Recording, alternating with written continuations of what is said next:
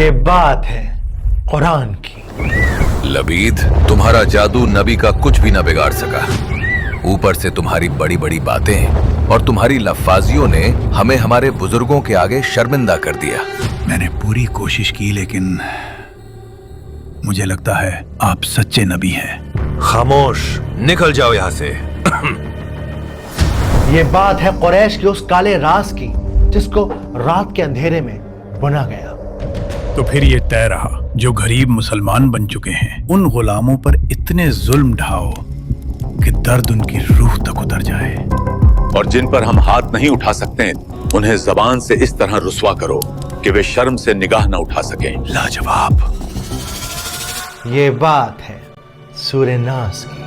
قل اعوذ برب الناس ملک الناس الہ الناس۔ آج میں اور آپ اپنی نمازوں میں سورہ ناس کو ایسے پڑھتے ہیں جیسے سانس لے رہے ہوں، بنا سوچے بنا سمجھے، ایک رسم کی طرح، ایک عادت کی طرح۔ کیا ہے سورہ ناس کے نازل ہونے کے پیچھے کا واقعہ، اور کس طرح یہ سورت ہمیں ڈپریشن، او سی ڈی، نیگیٹو تھاٹس اور ان سارے برے خیالاتوں سے پروٹیکٹ کرتی ہے جو لگاتار ہمارے ذہن میں اٹھتے رہتے ہیں، اور سب سے زیادہ امپورٹنٹ کس طرح یہ سورت ثبوت ہے قرآن کے ٹائم لیس ہونے کا، یعنی اس بات کا کہ 1400 سال پرانی یہ کتاب صرف ہسٹری نہیں بلکہ انسانوں کے لیے، آج کی دنیا کے لیے دا موسٹ ریلیونٹ کتاب ہے۔ ان سب سوالوں کے جواب جانیں گے اس ویڈیو میں۔ قل اعوذ برب الناس۔ اسکالرز کہتے ہیں کہ سورہ ناس اور سورہ فلق مکہ میں ایک ساتھ نازل ہوئیں، اور اسلام کے اس شروعاتی دور میں نازل ہوئیں جب مسلمانوں کے لیے وہ سب سے زیادہ مشکل وقت تھا، جب مکہ کی زمین دھوپ سے زیادہ نفرت سے جل رہی تھی۔ ابو جہل، امیہ ابن خلف اور مکہ کے باقی سرداروں کے ہاتھوں میں چھالے پڑ چکے تھے، لیکن ان کے غلاموں کا ایمان تھا کہ ٹوٹنے کا نام نہیں لے رہا تھا۔ اور جب قریش کے سرداروں کو یہ یقین ہو گیا کہ یہ لوگ اسلام نہیں چھوڑیں گے، تب ان لوگوں نے فیصلہ کیا کہ اس مقصد کو، اس میسج کو روکنے کا صرف ایک ہی طریقہ ہے، اور وہ ہے نبی پاک صلی اللہ علیہ وآلہ وسلم کا قتل۔ میں آپ سب کی رائے جاننا چاہتا ہوں، ہمیں کیا کرنا چاہیے نبی کو روکنے کے لیے؟ میرا خیال ہے آپ کو کسی ویرانے میں زنجیروں سے جکڑ دیا جائے، کسی ایسی جگہ جہاں کوئی آپ کو ڈھونڈ نہ سکے۔ محمد اور ان کے ماننے والوں کا حقہ پانی بند کروا دو۔ اور تم کیا کہتے ہو ابو جہل؟ اب آپ کے قتل کے علاوہ کوئی اور راستہ نہیں، اور اس کے لیے ہم ہر قبیلے کے مضبوط نوجوان چن لیتے ہیں تاکہ کسی ایک پر الزام نہ آئے۔ بہترین خیال۔ اور اسی ارادے کے چلتے یہ لوگ دن رات پلاننگ کرتے کہ کس طرح سے رسول اللہ کا خاتمہ کر دیا جائے۔ استغفر اللہ۔ ابن ہشام، لیزلی ہیزلٹن، کیرن آرمسٹرانگ اور بھی بہت سارے ماڈرن اور ٹریڈیشنل رائٹرز کی کتابوں میں یہ بات مینشن ہے کہ ابو جہل لگاتار مسلمز کو ابیوز کرتا تھا، جہاں ہاتھ اٹھا سکتا تھا ہاتھ اٹھاتا تھا، جہاں گالیاں دے سکتا تھا گالیاں دیتا تھا۔ اگر تو اس راستے سے نہیں ہٹا تو انجام بہت برا ہوگا۔ اپنے گھر والوں کا بھی خیال کر۔ اللہ ایک ہے۔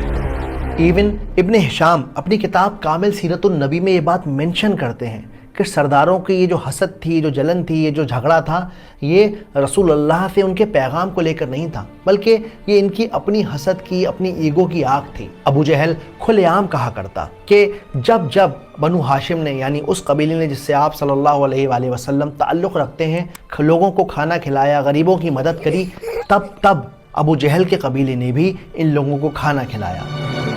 جب رسول اللہ کے خاندان والوں نے غریبوں کو اناج بانٹا تو ابو جہل نے بھی بانٹا۔ جب ہاشم قبیلے نے سفر کے لیے سواریاں دیں تو ابو جہل نے بھی دیں۔ کسی چیز کی ضرورت ہوا کرے تو مجھ سے کہا کرو۔ یہ کچھ اونٹ بنو مخزوم کی طرف سے ہیں۔ صرف ہاشم ہی مکہ کا خیال نہیں رکھتے، ہم بھی مکہ کے فکر مند ہیں۔ یہ لو، آج سے یہ اونٹ تمہارے ہوئے۔ بڑی مہربانی۔ جاؤ، شاباش، بے فکر سفر کرو۔ اصل میں مکہ کے قبیلے کے سرداروں کے اندر یہ کولڈ وار دادا پرداداؤں کے زمانے سے چلتی چلی آ رہی تھی۔ کوئی بھی قبیلہ یا کوئی بھی سردار یہ نہیں چاہتا تھا کہ وہ کسی اور سے کم دکھے، اسی لیے یہ ہر بات میں ایک دوسرے سے ٹکر لیا کرتے، بحث لگایا کرتے، برابری کیا کرتے۔ لیکن جب رسول اللہ صلی اللہ علیہ وآلہ وسلم نے یہ اعلان کیا کہ اللہ سبحانہ وتعالیٰ نے آپ کو نبوت کے لیے چنا ہے اور آپ اللہ کے آخری نبی ہیں، تو ابو جہل کو سمجھ نہ آیا کہ اب وہ کس طرح سے مقابلہ کرے۔ خود سوچو امیہ، اب اس میدان میں کس طرح مقابلہ کیا جائے۔ اللہ کی قسم میں کبھی اس بات کو نہ مانوں گا اور نہ کسی کو ماننے دوں گا کہ آپ اللہ کے نبی ہیں۔ فکر مت کرو، ہاشم قبیلہ کبھی تمہارے قبیلے سے اونچا نہ ہو سکے گا۔ جب آپ سیرت النبی کا مطالعہ کریں گے، اسے اور گہرائی میں جا کر اسٹڈی کریں گے، تب آپ کو محسوس ہوگا کہ یہ جو نفرت کی آگ تھی، یہ صرف قبیلوں کے سردار کے اندر نہیں جل رہی تھی، بلکہ مکہ کے ہر گھر میں آپ صلی اللہ علیہ وآلہ وسلم کو کوسا جا رہا تھا۔ مکہ کے جوان لوگ اسلام قبول کر رہے تھے اور ان کے سوالوں کے آگے ماں باپ لاجواب تھے۔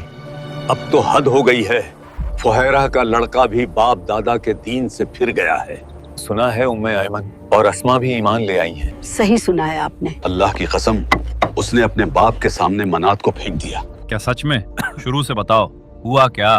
ہوتا کیا اس نے کہا۔ اچھا، تو آپ چاہتے ہیں کہ میں اس کی عبادت کروں؟ بالکل، یہ اللہ کی بیٹی منات ہے، یہ تمہاری حفاظت کرے گی۔ بیٹے، یہی سچا دین ہے جو ہمارے باپ دادا نے ہمیں سکھایا ہے۔ یہ لیجئے آپ کا خدا۔ اے نادان کہیں کے، یہ کیا کر رہا ہے؟ یا اللہ، یہ تو خود کی حفاظت نہ کر سکی، میری کیا حفاظت کرے گی؟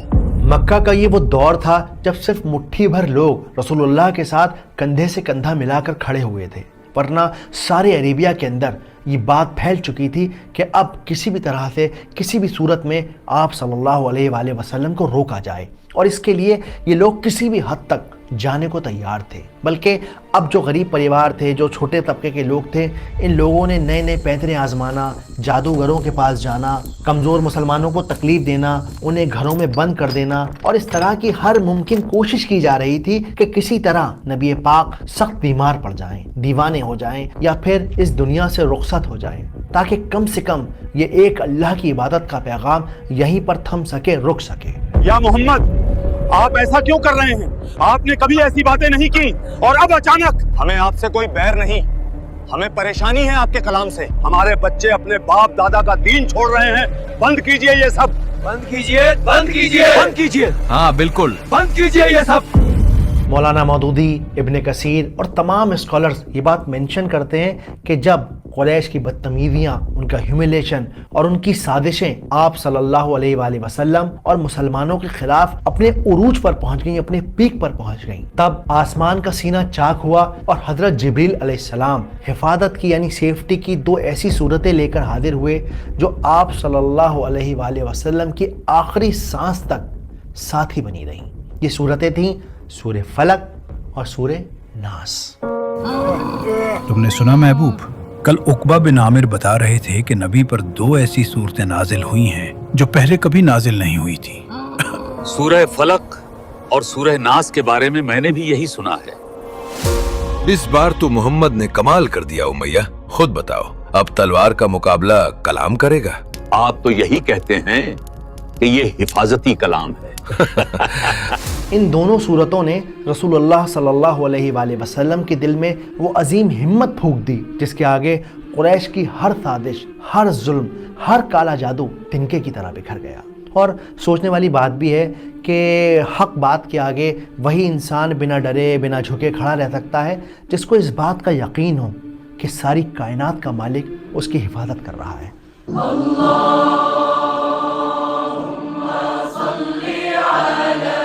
ان دونوں صورتوں کے حوالے سے ہمیں ایک حدیث بھی ملتی ہے جس سے ہمیں پتہ چلتا ہے کہ آپ صلی اللہ علیہ وآلہ وسلم ہر رات سونے سے پہلے سورہ اخلاص، سورہ فلق اور سورہ ناس پڑھ کر اپنے اوپر دم کیا کرتے۔ حالانکہ علماؤں کے بیچ یہ تھوڑا کشمکش کا معاملہ ہے کہ یہ دم کرنے کا سلسلہ کب شروع ہوا؟ کیا یہ مکہ کی ان راتوں سے شروع ہوا جب قریش نے آپ صلی اللہ علیہ وآلہ وسلم کے خلاف سازشیں کرنا شروع کر دیا، یا پھر یہ اس وقت شروع ہوا جب آپ مدینہ ہجرت کر چکے تھے اور لبید بن الاسم کے منحوس جادو نے آپ صلی اللہ علیہ وآلہ وسلم کو تکلیف میں مبتلا کر دیا تھا، اور اس لمحے جبریل علیہ السلام نے آپ کو یہی 2 سورتیں پڑھنے کا حکم دیا؟ آپ ان دونوں سورتوں کی ایک ایک آیت پڑھتے چلے جاتے اور کالے جادو کی ایک ایک گانٹ کو کھولتے چلے جاتے۔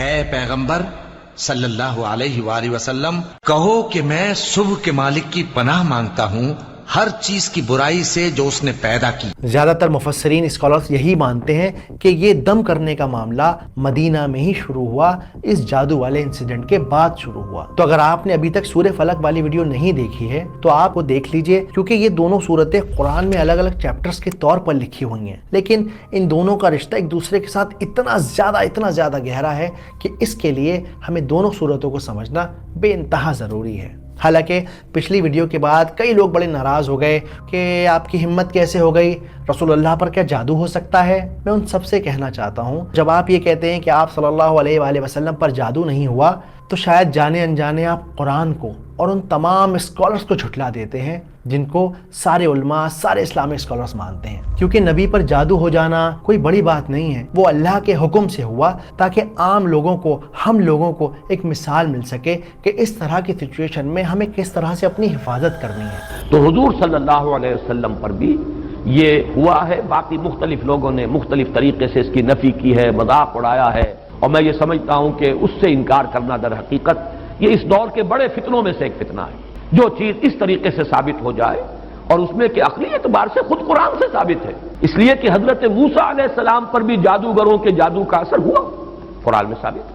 اور جیسے حضرت موسیٰ علیہ السلام کے بارے میں تو یہاں تک ہے فَأَوْجَسَ فِي نَفْسِهِ خِیفَةً موسیٰ، ایک خوف پیدا ہوا اندر، لیکن یہ کہ جب اللہ تعالیٰ نے فرمایا ہے موسیٰ لا تخف انک انت الاعلیٰ، گھبراؤ نہیں، تم ہی جیتو گے، تم ہی سربلند رہو گے، گھبراؤ نہیں۔ یاد رکھیے کہ جب آپ اس طرح کی چیزوں کو ایکسیپٹ کرتے ہیں، لوگوں کو برا بھلا کہتے ہیں، تو اصل میں صرف اور صرف آپ اپنی ذات پر، اپنے اوپر ظلم کرتے ہیں۔ چلیے اب اس صورت کو سمجھتے ہیں سینیمیٹک انداز میں، آسان طریقے سے۔ ابو عروہ، وہ صورت تو سناؤ جو نبی پر نازل ہوئی تھی، کیوں نہیں؟ قل اعوذ برب الناس ملک الناس الہ الناس من شر الوسواس الخناس الذي يوسوس في صدور الناس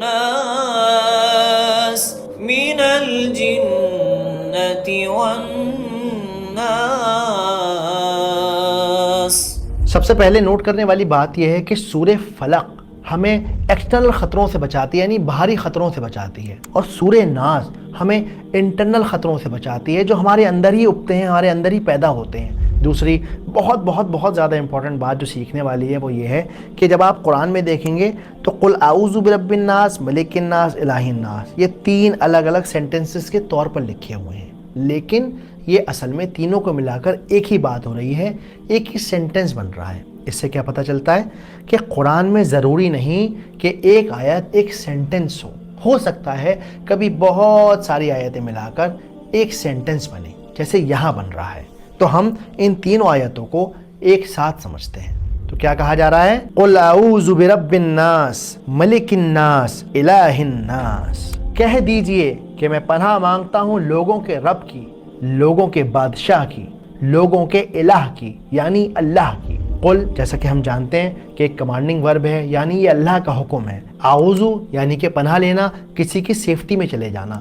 رب اللہ کا ایک نام ہے، لیکن جب آپ اسے ڈیپ میں اسٹڈی کریں گے تو آپ کو پتہ چلے گا کہ اس کے اندر اور 5 نام ایڈڈ ہیں، یعنی وہ جو خالق ہے، جو ہمیں بناتا ہے، یعنی وہ جو ہمارا مالک ہے، یعنی وہ جو مربی ہے۔ تو اوور آل رب کا میننگ یہ ہوا وہ جو کیئر ٹیکر ہے ہمارا، وہ میک شیور کرتا ہے کہ جب آپ سو رہے ہوں تو آپ کی سانس چلتی رہے، وہ میک شیور کرتا ہے کہ عمر بڑھنے کے ساتھ ساتھ آپ کے سارے آرگنز، آپ کے سارے لنگز برابر کام کریں، برابر اسپیڈ سے بڑھتے رہیں۔ وہ میک شیور کرتا ہے کہ آپ کی دھڑکن چلتی رہے، یعنی رب وہ جو آپ کی ہر چھوٹی سے چھوٹی ضرورت کا خیال رکھتا ہے۔ اب اس صورت میں 5 بار ناس کا لفظ استعمال کیا گیا ہے، تو یہ ناس ہوتا کیا ہے؟ नास का मतलब होता है लोग यानी पीपल। मलिक या मालिक वो जो बादशाह होता है, जो किंग होता है, और इलाह यानी कि अल्लाह, जिसके पास हम जाते हैं अपनी हर ज़रूरत के लिए। लेकिन अब यहाँ पर ना दो बहुत कमाल की बात है कि पूरे कुरान मजीद में सूरह फातिहा के बाद यानी अल्हम्दुलिल्लाह रब्बिल आलमीन के बाद यही वो अकेली सूरत है जिसके अंदर अल्लाह सुब्हानहु व तआला ने अपने 3 नामों को एक साथ मेंशन किया है। दूसरी बात और नोट कीजिए, अल्लाह ताला की 3 निस्बतें जो यहां आई हैं, जिस तरतीब से आई उसी तरतीब से वो निस्बतें सूरह फातिहा में। दूसरा जो सोचने वाली बात है वो ये है कि अल्लाह सुब्हानहु व तआला ने ये क्यों कहा कुल आऊज़ु बिरब्बिन नास, कि लोगों के रब की, लोगों के मालिक की, लोगों के खुदा की, ये लोगों का लफ्ज़ ही इस्तेमाल क्यों किया गया? अल्लाह चाहते तो कह देते कायनात का रब, सारी मखलूक़ात का रब, हर क्रिएशन का रब, लेकिन बार बार यहाँ पर लोगों को ही मेंशन किया गया है, नास को ही मेंशन किया गया है। तो ऐसा क्यों किया गया है? देखिए, इंसान जो है ना वो अशरफुल मखलूक़ात है, यानी इंसान से ज़्यादा अक्लमंद इस दुनिया में कोई चीज़ नहीं है, और इसी अक्लमंदी की वजह से वो बहुत ज़्यादा पैशनेट है। वो अपने वजूद से बढ़कर चीज़ों को चाहता है और उन्हें हासिल कर लेता है। जैसे इंसान ने सोचा कि भाई मैं हाथी की सवारी करूँगा। अब हाथी कितना बड़ा होता है, लेकिन इंसान उसकी सवारी करता है। चांद कितना दूर है, लेकिन इंसान ने कहा मुझे सफ़र करना है और उसने वहाँ का सफ़र किया। समुंदर कितना गहरा है, लेकिन इंसान उसमें मछली की तरह तैरता है। दुनिया के किसी बंदर को, किसी चिंपैंजी को इस बात की फिक्र नहीं होगी कि वो दुनिया का परफेक्ट केला खाएगा, फोक का इस्तेमाल करेगा, नाइफ का इस्तेमाल करेगा, लेकिन इस इंसान को है कि मैं दुनिया की परफेक्ट से परफेक्ट चीज़ बनाऊँ, अच्छे से अच्छा खाऊँ, अपने वजूद से बढ़कर काम करूँ। लेकिन अब सवाल ये है, इसमें प्रॉब्लम क्या है? प्रॉब्लम इस बात में है कि जब आप ये भूल जाते हैं कि कोई है जिसके पास आपको जाकर जवाब देना है, तब आपका मॉरल ख़त्म हो जाता है। फिर आप एप्स्टीन फाइल जैसे केसेस को देखते हैं, फिर आप करप्शन देखते हैं, फिर आप बेईमानी देखते हैं, फिर आप खुलेआम कत्लेआम देखते हैं। इसीलिए अल्लाह सुब्हानहु व तआला इंसान को बार बार याद दिला रहे हैं कि तुम्हें अपने रब की तरफ लौटना है। दुनिया का जो काम करना चाहो करो, लेकिन अपने रब को राज़ी रखो। और रब को कैसे राज़ी रखा जाता है? लियब्लुवकुम अय्युकुम अहसनु अमला, यानी हम तुम्हें आजमाएंगे तुम्हारी नेकियों पर, तुम्हारा बिहेवियर कैसा था एक दूसरे के साथ। कुरान में ये बात कई बार मेंशन हुई है, कई जगह मेंशन हुई है। ये हमारा घर नहीं है, ये हमारी मंजिल नहीं है। हमारा असल घर जो हुजूर ने फरमाया इन्नमा दुनिया खुलिकत लकुम व अंतुम खुलिकतुम लिल आखिरह, ये दुनिया तुम्हारे लिए बनाई गई, तुम आखिरत के लिए बनाए गए हो। इसके अलावा एक बड़ी मज़े की आपको मैं बात बताता हूँ। इमाम फ़खरुद्दीन राज़ी अपनी किताब में मेंशन करते हैं कि अल्लाह सुब्हानहु व तआला ने ये जो सीक्वेंस सेट किया है, यानी कि रब है, मालिक है, इलाह है, अल्लाह है, इस सीक्वेंस के पीछे भी बहुत बड़ी हिकमत है। अगर आप इंसान की ज़िंदगी को गहराई से देखेंगे तो आपको महसूस होगा कि इंसान 3 फेजेस में अपनी लाइफ को जीता है। सबसे पहला फेज़ होता है बचपन।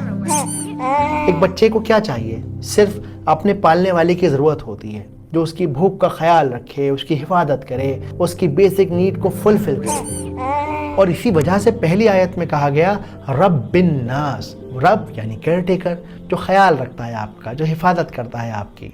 दूसरा मलिकिन नास, जब इंसान थोड़ा सा अपनी एडल्ट एज पर पहुंचता है तब उसे ज़रूरत होती है बाउंड्रीज सेट करने की। इवन बच्चे भी बड़े हो जाते हैं तो किस तरह से उन्हें सिखाना पड़ता है, नहीं यहाँ नहीं जाना है। और जैसे आप एडल्टहुड की तरफ पहुंचते चले जाते हैं तब सोसाइटी, रूल्स, अथॉरिटी आपकी समझ में आने लगती है। ऑफिस में बॉस प्रेशर में डालकर आपसे कई बार गलत काम भी करवाता है। वोट लेने के लिए कई बार पॉलिटिशियन उल्टे सीधे काम भी करते हैं। तो अल्लाह सुब्हानहु व तआला ने यहाँ पे मलिक का लफ्ज़ इस्तेमाल किया, मालिक का लफ्ज़ इस्तेमाल किया, ताकि इंसान को ये याद दिलाया जा सके कि किसी से मत डरो, गलत काम बिल्कुल मत करो, क्योंकि बादशाहों का बादशाह तुम्हारी हिफाजत कर रहा है, तुम्हें देख रहा है, तुम्हारे हर अमल को नोटिस कर रहा है, लिख रहा है। तीसरा बहुत इंपॉर्टेंट लफ्ज़ है इलाह, यानी जब इंसान का पेट भर जाता है, उसका करियर सेट हो जाता है, खाने को 2 रोटी मिल जाती हैं, अब उसे खुदा की परवाह होती है। अब उसे याद आता है अरे भाई अल्लाह भी कोई चीज़ है, डिवोशन भी कोई चीज़ है, मुझे जो है अपने अल्लाह को याद करना चाहिए, जिसके आगे मैं बग़ैर डरे, बिना किसी फ़िक्र के रो सकूं, गिड़गड़ा सकूं, उससे भीख मांग सकूं। ठीक, तो जब अल्लाह सुब्हानहु व तआला ने कहा इलाहिन नास, तो اللہ یہ یہاں پر انسان کو یاد دلا رہا ہے کہ ایسا نہ ہو کہ غفلت میں تم ایسے خداؤں کو پوجنے لگو جو تمہیں کوئی فائدہ نہ پہنچا سکیں. اسی لیے الہ الناس، پناہ لو اس ایک اللہ کی جس نے ساری کائنات کو بنایا ہے. محمد نہیں سمجھیں گے عبادت صرف اس لیے کرتے ہیں تاکہ یہ ہمیں اللہ کے قریب کر دیں. اب تعجب کی بات یہ ہے کہ وہ کتنا بڑا دشمن ہوگا، کتنا طاقتور اور کتنا خطرناک دشمن ہوگا کہ جس سے بچنے کے لیے اللہ سبحانہ و تعالیٰ کے 3 ناموں کو ہمیں انووک کرنا پڑ رہا ہے. تو وہ دشمن کون ہے؟ وہ دشمن 4 آیت میں بتایا گیا ہے. من شر الوسواس الخناس. من مطلب ہوتا ہے سے یعنی فرام، شر مطلب ہوتا ہے ایول، برائی، وسواس وہ تھاٹس ہیں جو آپ کے ذہن میں آتے ہیں ایک لمحے کے لیے اور چلے جاتے ہیں، آپ کو پتہ بھی نہیں چلتا، لیکن ایک برا خیال آپ کے ذہن میں آ گیا اور اب آپ کے اوپر شیطان حاوی ہو گیا. اور خناس کا مطلب ہوتا ہے وہ جو حملہ کرتا ہے اور حملہ کر کے واپس چھپ جاتا ہے، یعنی آپ کے دماغ میں اس نے ڈاؤٹ ڈالا اور واپس چلا گیا، تھوڑی دیر بعد پھر آیا، پھر ایک نیا ڈاؤٹ، ایک نیا بیج بو دیا اور پھر واپس لوٹ گیا.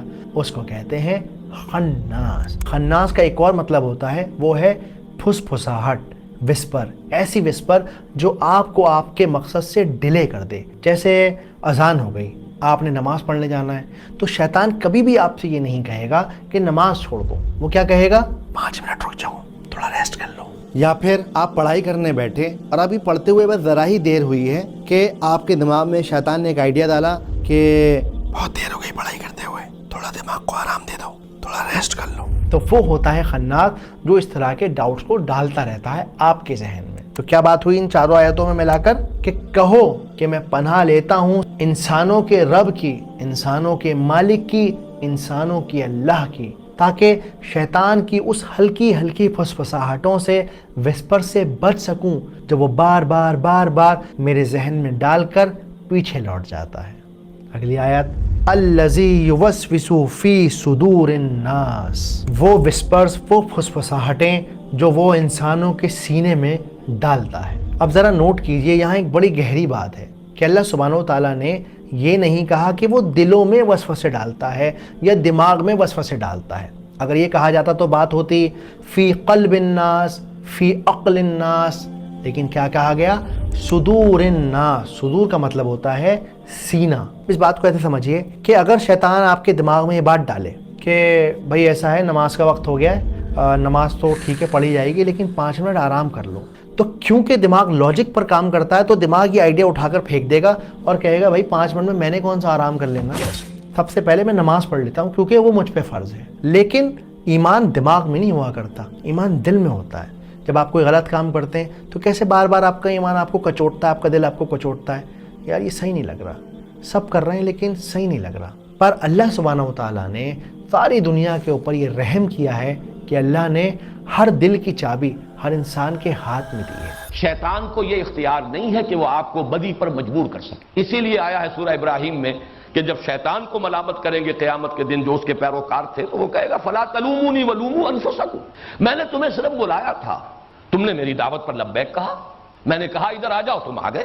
میرا کوئی اختیار تو تم پر نہیں تھا، تم چاہتے تو میری دعوت کو قبول نہ کرتے، میری پکار پر لبیک نہ کہتے. فلا تلومونی ولوموا انفسکم. تو اب مجھے ملامت نہ کرو، ملامت کرو اپنے آپ. اگلی آیت، من الجنتی والناس.